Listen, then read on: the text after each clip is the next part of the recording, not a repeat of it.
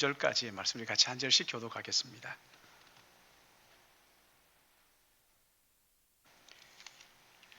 창세기 48장 8절 제가 봉독하겠습니다. 이스라엘이 요셉의 아들들을 보고 이르되 이들은 누구냐? 요셉이 그의 아버지에게 아뢰되 이는 하나님이 여기서 내게 주신 아들들이니이다. 아버지가 이르되 그들을 데리고 내 앞으로 나오라. 내가 그들에게 축복하리라. 이스라엘의 눈이 나이로 말미암아 어두워서 보지 못하더라. 요셉이 두 아들을 이끌어 아버지 앞으로 나가니 이스라엘이 그들에게 입맞추고 그들을 안고 요셉에게 이르되 내가 네 얼굴을 생각하지 못하였더니 하나님이 내게 네 자손까지도 보게 하셨다. 요셉이 아버지의 무릎 사이에서 두 아들을 물러나게 하고 땅에 엎드려 절하고 오른손으로는 에브라임을 왼손으로는 므낫세를 이스라엘 오른손을 향하게 하여 이끌어 그에게 가까이 나아가매 이스라엘이 오른손을 펴서 차남 에브라임의 머리에 얹고 왼손을 펴서 므낫세의 머리에 얹으니 므낫세는 장자라도 팔을 바꾸어 얹었더라.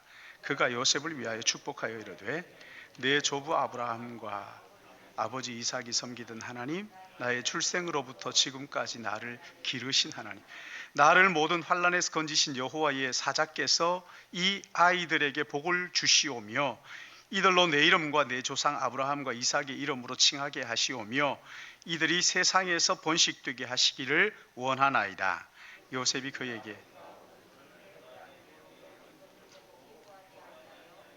아버지의 손을 들어 에브라임 머리에서 므낫세의 머리로 옮기고자 하여 그의 아버지에게 이르되 아버지여 그리하지 마옵소서. 이는 장자이니 오른손을 그의 머리에 얹으소서 하였으나 그의 아버지가 허락하지 아니하며 이르되 나도 안다 내 아들아 나도 안다. 그도 한 민족이 되며 그도 크게 되려니와 그의 아우가 그보다 큰 자가 되고 그의 자손이 여러 민족을 이루리라 하고 그날에 그들을 축복하여 이르되 이스라엘이 너로 말미암아 축복하기를 하나님이 내게 에브라임 같고 므낫세 같게 하시리라 하며 에브라임을 므낫세보다 앞세웠더라. 이스라엘이 요셉에게 또 이르되 나는 죽으나 하나님이 너와 함께 계시사 너를 인도하여 같이 보겠습니다. 내가 네게 네 형제보다 세겜 땅을 더 주었나니 이는 내가 내 칼과 활로 아모리족 속의 손에서 빼앗은 것이니라. 아멘. 우리 같이 기도하겠습니다. 사랑과 은혜가 풍성하신 아버지 하나님, 이 아침에 우리를 불러 한 주간을 시작하는 첫 시간 하나님 앞에 예배하며 시작하게 하시는 것을 감사합니다. 우리가 아무리 나를 위하여 애를 쓰고 발버둥을 쳐도 만족함이 없는 것을 알기에 이 시간 우리 하나님 앞에 나와 예배하며 여호와 하나님을 섬기고 예배할 때 우리에게 채워주시고 풍족하게 하시고 만족하게 하시는 하나님의 은혜를 믿고 사모하고 기대하오니 주님 이 시간 말씀을 통하여 우리에게 깨우쳐 주셔서 한 주간 예수 안에서 풍성한 삶을 살도록 은혜 베풀어 주시옵소서.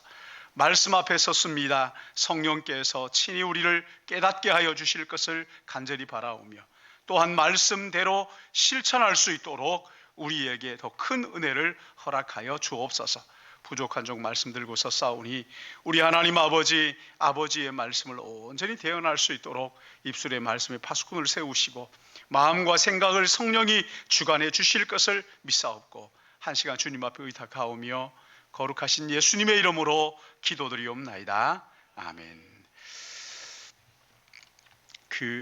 우리의 인생이 종종 부모인 우리가 자녀들에게 기대하는 바대로 이루어지지 않는 것을 고마워할 때가 있지요. 나는 이 아이가 이랬으면 좋겠는데 내가 원하는 대로 되지 않고 내 생각과 엇바꾸어 가지고 됐는데 오히려 그것이 참 고맙구나. 시간이 지나고 난 다음에 오히려 그것이 감사하구나 하는 그런 때 말이죠. 부모의 기대와 다르게 했던 그 자녀의 그 일이 오히려 고맙고 또 더러는 하나님이 더 기뻐하시겠구나 하는 생각을 할 때가 참 있어요. 부모가 자녀에게 기대하는 것이 다 옳은 것만 아니지, 그렇지? 부모가 원하는 것이 자녀에게 전부 옳은 것은 아니라는 거예요. 세상이 원하는 것과 엇바꾸어서 어긋나게, 부모가 원하는 것과 어긋나게 오히려 그렇게 하는 것이 하나님의 뜻을 이루고 많은 사람들을 유익하게 하는 경우가 종종 있더라는 거예요. 여러분, 오늘 여기 본문은 요셉의 이야기가 계속되다가 갑자기 야곱의 이야기로 돌아왔어요. 야곱이 잃어버렸다고 생각했던 아들 요셉을 22년 만에 만나서 이제 거기에서 애굽에서 17년 동안 행복하게 살았어요.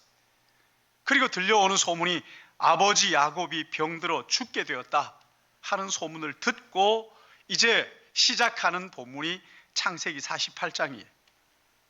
아버지의 위중하다는 소식을 듣고 요셉은 두 아들을 데리고 아버지를 뵈러 갑니다. 아들 요셉이 왔다는 말을 듣고 아버지 야곱이 병상에서 벌떡 일어나, 그리고 두 손주를 무릎 사이에 끼고 두 손주를 축복 기도하는데, 오른손은 장자인 므낫세 머리 위에, 왼손은 차남인 에브라임 머리 위에 올려야 되는데 이것을 어긋나게 엇바꾸어 올려서 그렇게 기도하는 거죠. 여기 14절 말씀 보시면 이스라엘의 오른손을 펴서 차남 에브라임의 머리에 얹고, 오른손을 차남 에브라임의 머리에 얹고 왼손을 펴서 므낫세의 머리에 얹으니 므낫세는 장자라도 팔을 엇바꾸었더라. 야곱이 지금 오른손을 가지고 장자를 축복해야 되는데 이 오른손을 차남인 에브라임 머리 위에 올린 거예요. 이게 요셉이 못마땅했어요. 그래서 바로 잡으려고 애를 쓰는데 여기 19절 말씀 보십시오. 19절 우리 같이 한번 읽어볼까요? 시작. 그의 아버지가 허락하지 아니하며 이르되 나도 안다 내 아들아, 나도 안다. 그도 한 민족이 되며 그도 크게 되려니와 그의 아우가 그보다 큰 자가 되고 그의 자손이 여러 민족을 이루리라. 아버지가 모르는 게 아니에요. 나도 안다 내 아들아, 나도 안다. 그리고 축복 기도를 마쳤습니다. 근데 나중에 보면 야곱의 축복대로 그 손주들이, 그 아들들이 복을 받았던 것을 알 수가 있어요. 그날 야곱의 기도, 요셉의 생각과는 엇바뀐 기도죠. 요셉은 그걸 원하지 않았어요. 장자 므낫세를 오른손을 올리고 축복하고 그 차남인 에브라임에게 왼손을 올리기를 바랬는데 그렇게 되질 않고 엇바꾸어서 기도를 했던 것이죠. 여러분, 당시 히브리인들의 사고방식에도 맞지 않는 거예요. 오른손은 장자의 손이, 왼손이 차남을 축복해야 되는 거예요. 그런데 하나님은 야곱이 그렇게 기도했는데 요셉은 못마땅했지만 야곱이 했던 기도대로 다 이루어 주셨어요. 여러분, 뭘 말하는 거예요? 이렇게 하는 것이 하나님의 뜻이었다, 그렇게 말하는 거죠. 어제부터 우리 유초등부 여름 성경학교를 시작했어요. 물놀이 하는 것을 보면서 참 즐겁게 그렇게 준비해서 하는 걸 봤는데, 그리고 또 이제 이번 주 19일 날은 우리 교회 청년 아이가 미국의 그 버클리에 유학을 떠나게 됐어요. 이런 자녀들을 앞에 놓고 우리가 자녀들을 위해서 어떻게 기도해야 될까? 어떻게 기도하는 것이 옳은 것일까? 오늘 본문이 우리에게 지금 도전을 하고 있는 것이지. 손주를 두고, 아니 자녀를 두고 어떻게 우리가 기도하는 것이 하나님이 기뻐하시는 기도일까? 오늘 말씀을 통해서 이것을 깨닫는 복된 아침이 되시기를 예수님의 이름으로 축복합니다. 엇바꾸어 기도하라. 손을 어긋나게 기도하라. 여러분, 이것은요, 세상의 기대와 엇바꾸어 하나님의 뜻을 구하는 기도를 하라, 그런 뜻이죠. 그럼 하나님의 뜻이 뭘까요? 우리가 자녀들에게 하나님의 뜻이 이루어지는 기도를 한다면 어떤 기도를 할까요? 여러분, 자녀들을 위해서 기도할 때 구체적으로 어떤 기도를 하십니까? 오늘 여기 말씀을 쭉 살펴보면 첫 번째는요, 우리 자녀들이 성령 안에서 거듭난 하나님의 자녀가 되게 해달라고 기도하라는 거예요. 이게 첫 번째. 오늘 여기 본문 9절 말씀을 보시면 요셉이 두 아들을 아버지 야곱에게 인사시키죠. 그렇죠?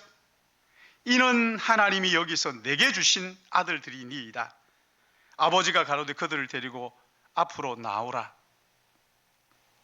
내가 그들에게 축복하리라. 그리고 12절 보십시오.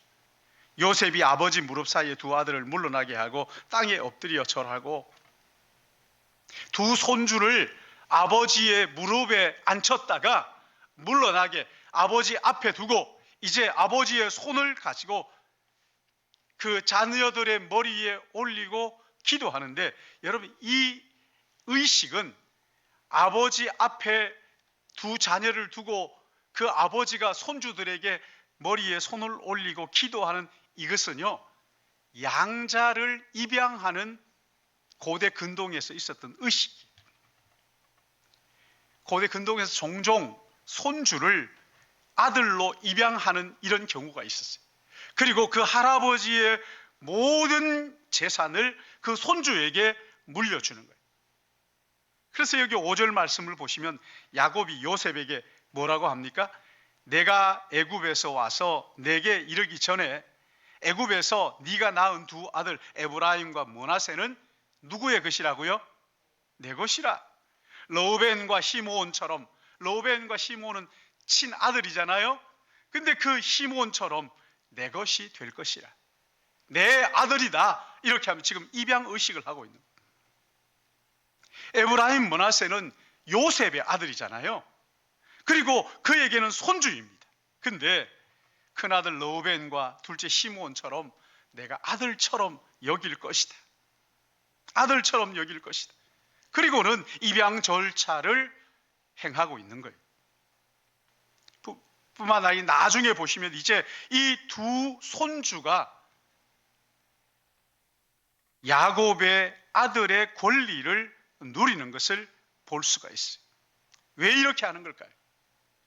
손주를 입양해서 아들 삼는다. 여러분, 이게 무슨 유익이 있을까요? 이게 당장은 아무 유익이 없는 것처럼 보여요. 사실 요셉의 두 아들, 아버지가 애굽의 국무총리잖아요. 얼마나 교육을 잘 받았을까요? 할아버지는 어떤 분이? 할아버지는 힘없는 늙은이잖아요. 그것뿐입니까? 여기 고향도 아니에요. 나그네잖아요. 그러나 여기 지금 이 두 아들은 애굽에서 태어났어요. 국무총리의 아들로 태어났다고요. 근데 할아버지의 양자가 된다? 여러분, 이게 뭘 의미할까요? 할아버지로부터 물려받을 게 뭐가 있어요? 아무것도 없잖아요. 그럼에도 불구하고 야곱은 이 두 손주를 아들로 입양하는 거예요. 왜 그랬을까요? 여러분, 왜 이렇게 하는 걸까요? 여기에는 할아버지의 소원이 담겨져 있어요. 할아버지의 소원이 뭡니까? 화려한 애굽에 살지만, 공부도 많이 하는 것 알지만, 그러나 당장 눈에 보이는 애굽, 이것이 전부라고 생각하지 마요. 영원한 하나님의 나라가 있다는 것을 너희들이 잊지 않았으면 좋겠다. 우리는 이 땅에 나그네로 살다가 하나님의 나라 본향에 돌아갈 사람이라는 그 본향을 잊지 않고 살았으면 좋겠다. 너희들이 애굽에서 출세하고 성공해가지고 바로의 그 신하가 되는 것도 중요하지만, 바로를 세우신 그 하나님, 이 하나님을 잊지 않고 기억했으면 좋겠다. 하나님의 사랑받는 영광스러운 존재가 되었으면 좋겠다 하는 할아버지의 간절한 믿음의 바람이 지금 손주를 자녀 아들로 입양하는 이 속에 이 의미가 담겨져 있다는 거예요. 너에게 진짜 축복이 뭔지 아니? 이 땅에서 성공하는 것도 축복이기는 하지만 그보다 더 하나님의 나라에서, 영원한 그 나라에서 하나님으로부터 축복받는 것보다 더 큰 축복이 없다 하는 것을 지금 입양 절차를 통해 가지고 이 자녀들에게 가르쳐 주고 있는 거예요. 여러분 보십시오. 요셉이 어떤 사람이에요? 보통 사람이 아니잖아요. 보통 우리가 미국 가가지고 거기에 대통령이 됐더라, 국무총리가 됐더라 이러면 신문 날 일이죠. 보통 사람이 아닙니다. 할 수 있는 일. 근데 이 자녀들에게 얼마나 신앙으로 훈련을 했겠어요. 그러나 이런 입양 절차를 통해서 할아버지가 그 믿음을 손주들에게 영혼 깊이 지금 새겨주는 거예요. 너의 삶을 인도하는 분은 네가 아니라 여호와 하나님이시. 그 가슴 속에 그 하나님을 새겨주는 거예요. 그리고 400년이 지난 어느 날 애굽의 바로가 하나님으로부터 10가지 재앙을 받고 거기에서 그 징계 때문에 위태롭게 되는 것뿐만 아니라 이스라엘 백성들이 애굽을 탈출하게 됐잖아요. 그때 에브라임과 므낫세 지파가 함께 애굽을 탈출해서 나옵니다. 뭘 말하는 거예요? 얼마나 할아버지 야곱의 기도처럼 400년이 넘도록 할아버지의 그 기도, 믿음의 기도가 400년이 넘도록 믿음을 지키기야. 그 후손들에게 믿음이 물려졌다는 거예요. 얼마나 기가 막힙니까? 그리고 가나안 땅에 들어갔을 때 여호수아가 그들에게도 땅을 분배해 주는 것을 볼 수가 있어요. 할아버지 야곱이 두 손주를 아들로 입양해 준 덕분에 그 후손들이 유업을 받을 수 있었던 것이죠. 사랑하는 여러분, 우리가 예수 믿고 거듭난다, 이것이 당장 무슨 이상한 걸로 드러나는 게 아무것도 없을 수 있어요. 내가 예수 믿는다, 그래서 어쨌단 말이야, 이렇게 말합니다, 세상은. 그러나 결국은 언젠가 하나님의 때가 되면 믿지 않았던 자들이 가슴을 칠 날이 오는 것을 여러분 믿으시기 바랍니다. 아멘이 안 되시나? 믿으시기 바랍니다. 하나님의 때가 있는 거예요. 우리의 자녀들이 세상에서 아무리 성공해도 하나님의 나라에서 아무것도 아니면 아무것도 아닌 거예요. 최근에 미국에서 목회하시는 어느 목사님이 글을 보고 참 공감을 했어요. 100% 공감을 했어요. 이분이 그러는 거예요. 자기 자녀들이 예수님을 모르는 불신자라고 나는 생각한다. 그래서 기회만 있으면 자녀에게 복음을 들려주고 전도한다는 거예요. 목사가. 우리 자녀들이 내가 목사고 장로고 권사라고 해서 당연히 예수 믿을 것이라고 착각하면 안 됩니다. 내가 복음을 들려줘야 됩니다. 내가 전도해야 된다는 거예요. 내가 예수 믿는데 우리 자녀들이야 뭐 말할 것도 없지. 여러분, 이건 오산이라는 착각이에요. 예수 믿는 것이 그 가정의 전통으로 계승되는 것이 아니라는 거예요.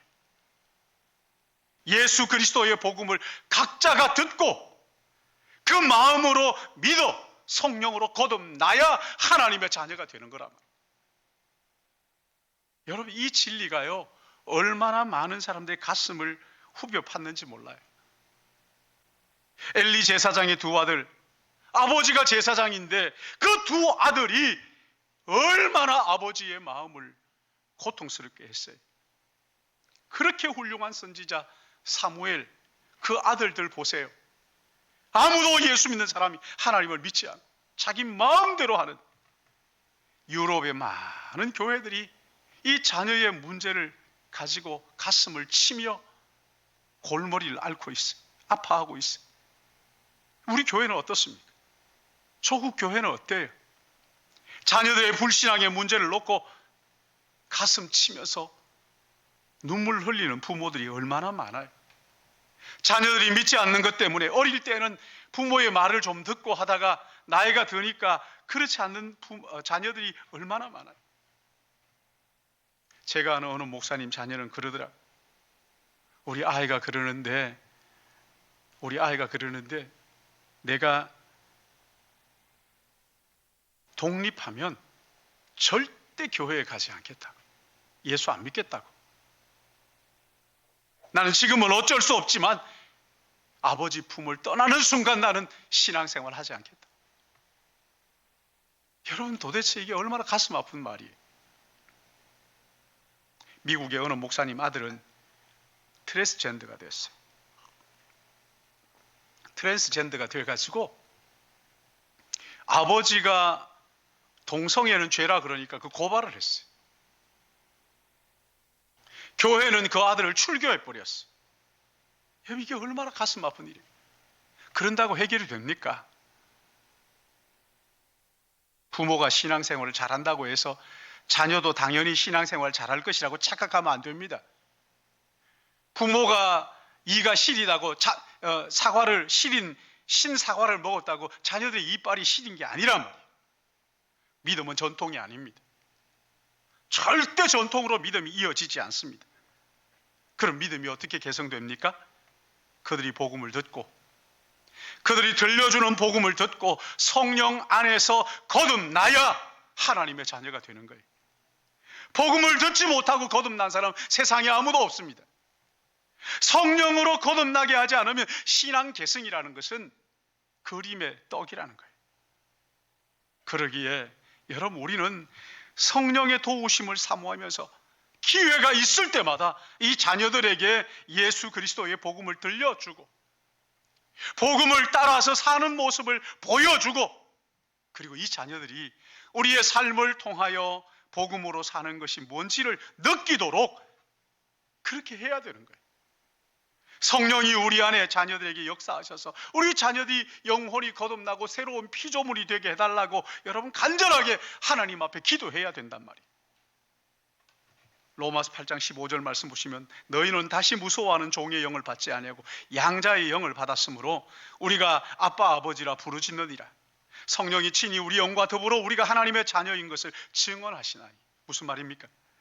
우리가 하나님 아버지라고 부르는 것은 예수 그리스도를 믿음으로 성령을 통하여 양자의 영을 받았기 때문이다, 이렇게 말합니다. 성령이 친히 우리 영과 더불어 우리가 하나님의 자녀인 것을 증언하셔서 하나님을 향하여 아버지라고 부른다는 거예요. 성령께서 우리가 복음을 들을 때 깨닫게 하시고 믿게 하시고 거듭나게 하셔서 하나님을 향하여 아버지라고 부르도록 그렇게 인도하신다는 거예요. 그러기에 우리 자녀들이 복음을 들을 수 있도록 자꾸만 기회를 제공하고 내가 복음을 들려줘야 돼. 예수를 믿고 하나님의 자녀라는 이 구원을 가지고 하나님의 자녀답게 살기 위하여 성령의 도움을 우리가 기도해야 되는 거예요. 성령이여 도와주시옵소서. 성령의 역사로 거듭날 수 있으면 성령의 도우심으로 하나님의 자녀가 될 수 있는 거란 말이에요. 성령은 우리로 하여금 죄와 사망의 종로로 타는 데서 벗어나서 하나님의 자녀로 양자가 되게 하는 영이라고 말씀하시는 거죠. 양자, 이렇게 하면 우리나라에서는 이게 별로 피부에 안 와닿을 수도 있어요. 그러나 고대 근동에서는 이 양자가 된다, 엄청난 특권이에요. 명상록을 쓴 그 마르크스 아울렐리우스가 원래 노예였다고 하잖아요. 근데 이 사람이 황제가 그를 입양해가지고 양자 삼았어요. 노예에서 졸지에 황제의 자리를 물려받게 되는 거거든요. 여러분, 이 고대 근동에서 양자가 된다는 것은요, 아버지의 모든 특권을 그대로 물려받는다는 거예요. 우리 자녀들이 하늘 아버지의 양자로 성령께서 은혜 주셔서 예수 그리스도를 믿고 하늘 아버지의 양자가 되므로 그 놀라운 특권 말이죠. 여러분, 이거 저절로 되는 게 아닙니다. 성령이 우리 자녀들에게 영적 각성을 일어나도록 해야 내가 얼마나 하나님 앞에 더러운 죄인인가 하는 것을 깨닫고 그런 나를 위하여 이 땅에 오셔서 나의 그 더러운 모든 죄를 자신의 피로 씻고 하나님의 자녀 삼아주신 예수 그리스도 안에서 우리에게 부어주신 은혜가 얼마나 크고 놀라운가 하는 것을 깨닫게 될 때 비로소 우리가 하나님의 양자가, 하나님의 자녀가 되는 거랍니다. 그때 우리 자녀들은 믿음의 사람이 되는 것뿐만 아니라 우리의 신앙을 계승하는 이런 자녀들이 되는 거랍니다. 그러므로 여러분, 우리의 자녀들을 위해서 기도하는 것, 어떻게 기도할까요? 주여, 우리의 자녀들이 성령 안에서 영적으로 거듭나게 하여 주옵소서. 성령으로 거듭나서 하나님의 자녀가 되는 축복을 누리게 하여 주옵소서. 성령께서 은혜를 주셔야 우리 자녀들이 거듭나고 하나님의 자녀가 되어서 우리의 믿음을 계승할 수 있는 것이다. 수시로 자녀를 붙들고 기도하십시오. 성령이여, 이 아이가 거듭나게 하여 주옵소서. 신앙이 있는 것 같은데 도무지 기도해 주지 않는, 참, 그것도 도대체 어떻게 된 건지 여러분, 붙들고 기회가 있을 때마다 기도해 주셔야 돼요. 그리고 두 번째, 엇바꾸어 기도하는 것은 그의 인생의 목자가 하나님이 되어달라는 그런 기도이죠. 오늘 여기 야곱이 손주들을 입양하는 기도를 할 때 자신이 만난 하나님을 두 단어로 표현을 하고 있어요. 여러분, 15절 말씀이죠. 15절을 같이 한번 읽어볼까요? 시작. 그가 요셉을 위하여 축복하여 이르되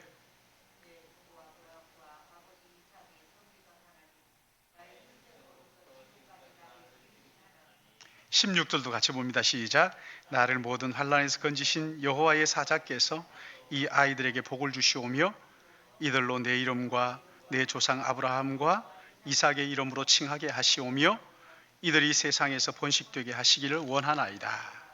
자, 여기 보면 야곱이 입양 기도를 하면서 그가 경험한, 그가 만난 하나님을 두 단어로 표현을 하는데, 첫째는 뭐냐면 나를 기르신 하나님, 그리고 나를 모든 환난에서 건지신 하나님. 내가 경험한 하나님은 나를 기르신 하나님입니다. 나를 모든 환난에서 건져주셨다. 근데 여기에 나를 기르신 이렇게 표현을 하니까 우리 잘 와닿지 않죠? 하나님 나를 길러주셨나. 근데 여기에 이 말이 영어 보면은, 영어 성경을 보면 뚜렷하게 나와 있어요. My shepherd all my life. 나의 모든 삶에 나의 목자가 되신 여호와 하나님. 나의 모든 삶에 내 목자가 되신 하나님. 여러분, 야곱은 목자였잖아요. 많은 양떼와 소떼를 거느리고. 근데 이 양떼들에게 목자가 얼마나 중요한지 야곱은 알고 있었어요. 실제 양을 치면서 경험을 통해서 알고 있었던 것이죠. 근데 야곱이 자기의 삶을 가만히 돌아보니까 여호와 하나님께서 내 목자가 되어주셨구나. 선한 목자가 되어주셨구나. 여러분 보십시오. 양이 눈이 어두워가지고 근시여가지고 방향을 못 잡아요. 잘못하다가 떨어지기도 하고. 근데 목자가 앞서가면서 지팡이로 툭툭 치면 그 소리를 듣고 양이 목자를 따라가는 거예요. 방향을 잡아주는 거죠. 앞서가면서 따라. 그렇게 따라가면 잔잔한 물가, 쉴만한 시냇가로 그렇게 인도하시는 거예요. 또 하나 있죠. 양에게 갑자기 늑대가 나타나서 양을 물어갈 때 목자가 지팡이를 가지고 와서 그 늑대를 쫓아내잖아요. 양을 구해내잖아요. 자, 그러면 한번 생각해 보세요. 아니, 진짜 야곱의 인생에 있어서 하나님께서 목자로서 자기를 인도하신 구체적인 일들이 있었는가? 그럼요, 있었지. 야곱이 형 에서를 피해서 도망갈 때 광야에서 어디로 가야 할지 방향을 잡지 못할 때 하나님께서 그를 찾아오시잖아요. 그리고 하나님께서 네가 어디를 가든지 내가 너와 함께 할 것이고 다시 돌아오게 할 것이라고. 그때 야곱이 거기에 단을 쌓고 여기가 제단이 되게 할 것입니다 약속을 했는데 20년 후에 어떻게 됩니까? 거부가 되어서 다시 돌아오잖아요. 약속의 말씀이 그대로 이루어지잖아요. 근데 돌아올 때 400명이 군대를 이끌고 형 에서가 동생을 죽이겠다고 기다리고 있었어요. 그날 밤에 하나님께서 다시 이 야곱을 찾아오셔서 야복강 나루에서 하나님께 기도하잖아요. 하나님께 씨름하잖아요. 천사가 야곱의 환도뼈를 내리치시면서 그를 축복하시죠. 다음 날 형을 만났는데 야곱을 죽이겠다고 기다렸던 이 형 에서가 하나님의 얼굴을 보는 것 같다 그러면서 그 기쁨의 만남이 되도록 하나님께서 목자가 되어주셔서 그를 그렇게 인도하신 것이지. 야곱이 그의 인생을 돌아볼 때 길 잃고 방황하고 있을 그때에 하나님께서 나의 목자가 되셔서 어디로 가야 할지 인도하셨을 뿐만 아니라 위험에 처할 때마다 그를 구원해 주신 하나님. 그래서 야곱은 그가 가진 실력보다 훨씬 더 풍성한 삶을 살았던 거예요. 왜요? 여호와 하나님께서 나의 목자가 되어주셔서 인도하셨기 때문에. 부족함이 많았지만 늘 풍성한 삶을 살았던 이유가 하나님이 그의 목자가 되셔서 그를 인도하여 주셨기 때문에. 그러니까 이 야곱이요, 손주들을 아들로 입양하면서 기도하기를, 여호와 하나님께서 너의 목자가 되어주신다면, 이 할아버지의 인생을 인도하셨던 그 하나님께서 너의 인생도 너의 실력보다 더 넘치도록 부어주시는 은혜를 주실 거야. 환난을 넘어서서 여호와 하나님께서 너의 목자가 되어주셔서 그 환난을 이기게 하실 거야. 그 얘기란 말이죠. 여러분 요즘 보십시오. 청소년들 참 어렵습니다. 청년들 얼마나 힘들은지 몰라요. 대학을 나왔다고 해가지고 직장이 기다리고 있는 것도 아닙니다. 직장에 들어간다고 해가지고 모든 일들이 잘 되는 것도 아니에요. 보통 힘드는 게 아닙니다. 공부를 한다고 해가지고 그 공부대로 할 수 있는 것도 아니고. 이럴 때 부모인 우리가 자녀들을 위해서 어떤 기도를 해야 될까? 어디로 가야 될지 모르고 무엇을 해야 될지 모르는 이 자녀들을 위하여서 어떻게 기도해야 될까? 하나님 아버지, 이 자녀의 목자가 되어 주십시오. 나의 목자가 되신 하나님, 이 자녀들에게도 목자가 되셔서 인도하여 주십시오. 여러분 기도해야 되지 않겠어요? 어떤 한 젊은이가 군대를 제대하고 사촌 형님이 계시는 부평으로 갔어요.